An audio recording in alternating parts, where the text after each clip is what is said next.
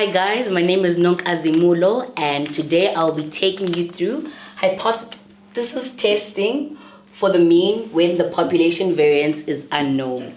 So what I mean by the population variance is unknown is that they'll give you the standard deviation of the sample, not of the population. So they'll give you S, not sigma. Nay, note that. So with that said, remember with hypothesis testing, we have 6 steps. We state our hypothesis, our alternative hypothesis. We state our test statistic. We state our rejection region. We calculate the observed value. Then we get the p-value. And then the 6th step is to conclude.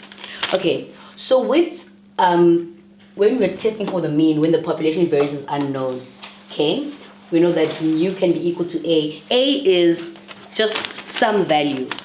Okay, then we have 3 different cases where mu is less than A, mu is greater than A, or it's not equal to A. This is when it's two-tailed. And I'll get to explaining this a bit more in detail just now.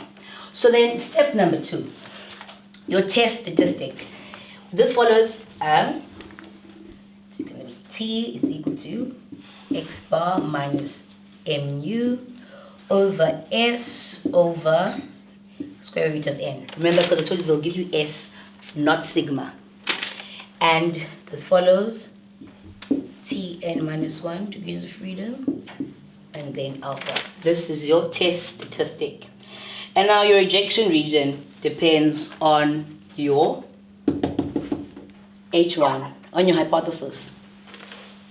So we're doing the rejection region.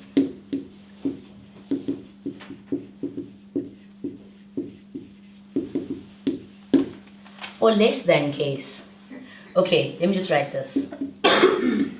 Reject H naught if, okay, so for the less than case, we'll reject H naught if T observed is less than negative Tn to the minus 1 degrees of freedom alpha. For the greater than case, we'll reject H naught if T observed is greater than Tn minus 1 degrees of freedom alpha. And then for the two-tailed case, now this is what I was saying that I was going to explain in more detail. The T distribution is symmetrical. Okay, let's say this is 0. This is a positive number. This is a negative number. So it's 1 minus alpha. So if this is 1 minus alpha, this is going to be alpha over 2. This is going to be alpha over 2. So our rejection region for our two-tailed case, I'm just going to write it here at the bottom.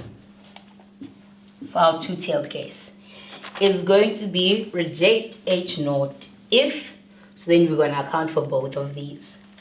If T observed is greater than Tn1 degrees of freedom alpha over 2, or T observed is less than negative Tn minus 1 degrees of freedom alpha over 2.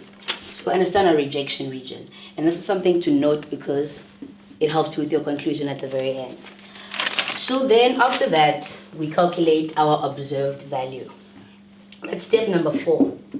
Observed value, you are basically just taking this formula in, substituting the relevant values in it, and then also getting your n, which is the number that they give you in your question as well, and going to your t-table at the back and calculating this value as well in your t-table at the back of your blue book. And then you substitute your values in and you find the corresponding value. And then with your p-value, now this is where the t distribution gets tricky. So I'm going to rub this out, hoping and praying that you've been going along with me.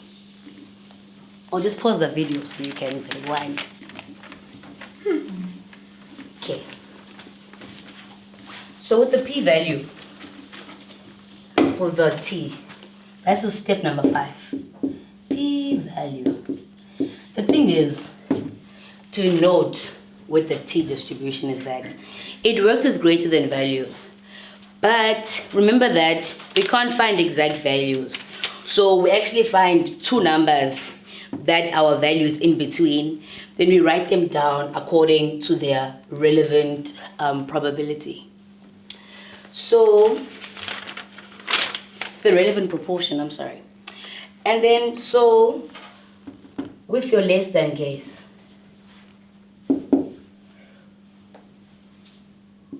p-value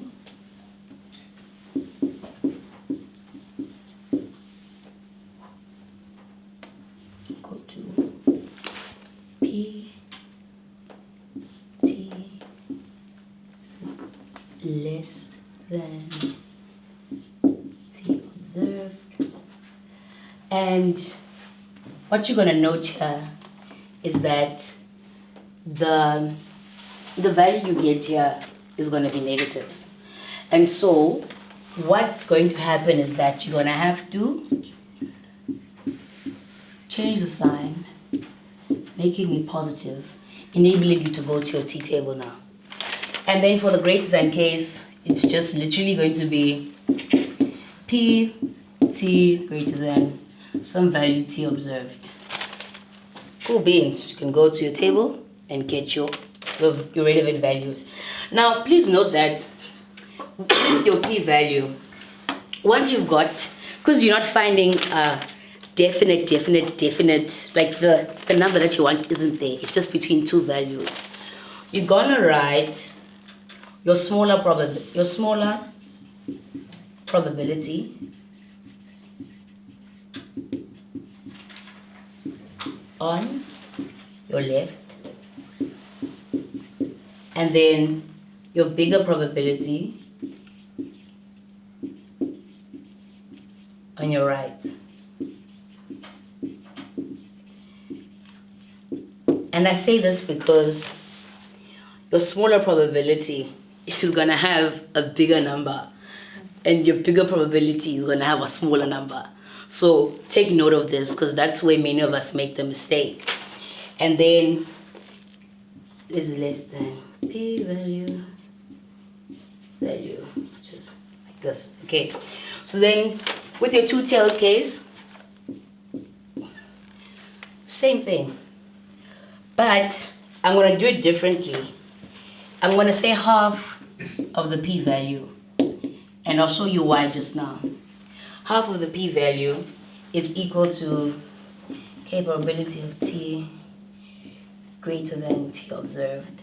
Remember that it can be two cases, either this one or this one. If it was the less than, remember we'll change the sign, and if it's greater than, we can already take it to our table. So when I'm saying half of the p-value is this, let me show you why. Okay, for example, if I were to put a half sign here, in order for me to remove that half sign, I need to multiply this by 2, right?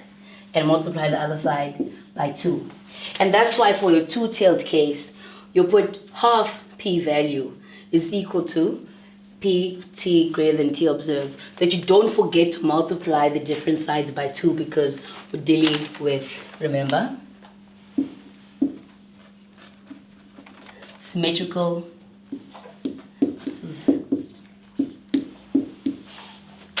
And that's why we say half of the p-value. Then you multiply the side by 2, multiply the side by 2. Then with your conclusion, it's the same. If your p-value is greater than alpha, we fail to reject. If your p-value is less than alpha, we reject H0. And so then, yes, that is testing for the mean when the population variance is unknown.